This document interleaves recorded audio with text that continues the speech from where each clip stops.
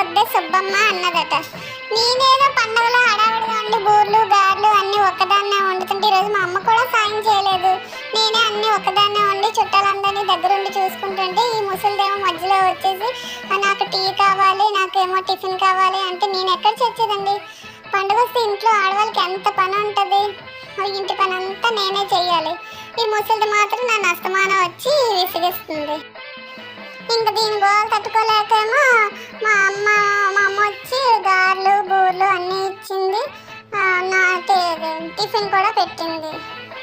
ఏంటంటే ముసలిది ఎలాగ తినేస్తుంది నన్ను.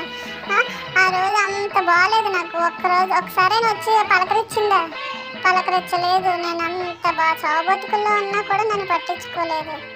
పోన్లండి, ఈ ముసలిదాని వల్ల ఎప్పుడు నాకు ఉండేదే. కానీ మీ అందరికీ సంక్రాంతి శుభాకాంక్షలండి.